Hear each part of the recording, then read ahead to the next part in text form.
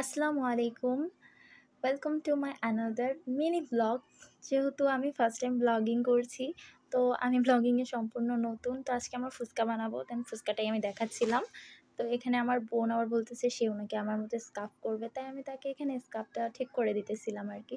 তারপর আমরা এখানে ফুচকাটা গুনে নিচ্ছিলাম আসলে প্যাকেটে কত আসে। যাই হোক, প্যাকেটে মোট ৪০ টা ছিল। অবশ্য অনেকগুলো আমরা আগেই সাফাই করে দিয়েছি খেয়ে। তারপরে এখানে আমরা টক বানানোর জন্য এখানে আমি তেঁতুল চাটনি নিয়েছিলাম ৪ টা। তো এই তেঁতুল চাটনিগুলো আমি সুন্দর মতো ঢেলে নিচ্ছি। তবে হ্যাঁ, পরে কিন্তু আমরা এটাতে তেঁতুলও অ্যাড করব, কারণ তেঁতুল ছাড়া কখনোই টকটা মজা হয় না। কিন্তু হ্যাঁ, এটা আমাদের দিনাজপুরের মধ্যে বিখ্যাত। দিনাজপুরে এভাবেই টকটা বানানো হয় আমার জানা মতে।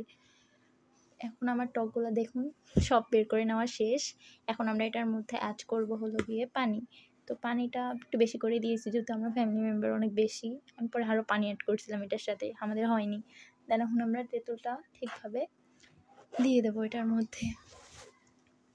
এখন আমরা এখানে কিছু মরিচ আর ধনিয়া পাতাও কিন্তু এটাতে মানে টকটার মধ্যে দেওয়ার জন্য, নাহলে তো ফ্লেভারটা একটা আসবে না। ধনিয়া পাতার যে একটা সুন্দর ফ্লেভার, এটা না দিলে অন্তত আমার টক ভালো লাগে না, আপনারা যাই বলেন। এখানে আমি দিয়ে দিয়েছি অলমোস্ট। এখন এটা আমি সুন্দর মতো করে মাখিয়ে নিচ্ছি, যেহেতু টকটা আমাদের একটু ঝাল ঝাল ফেভার, তাই আমি একটু মরিচটা বেশিই দিয়ে দিয়েছিলাম।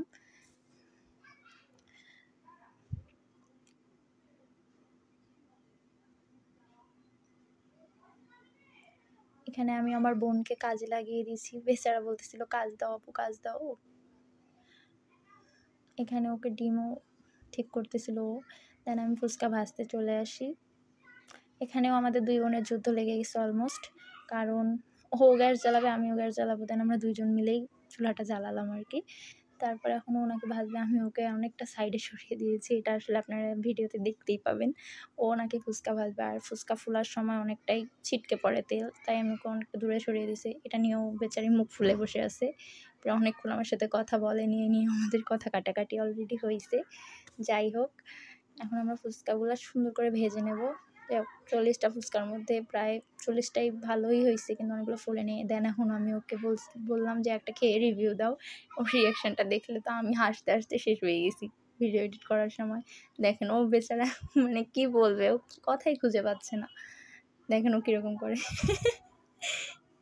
যাই হোক, ফুচকাটা আমার কাছে অনেক ভালো লেগেছে, যেহেতু আলুর ভর্তা দিয়ে ফুচকা। আপনার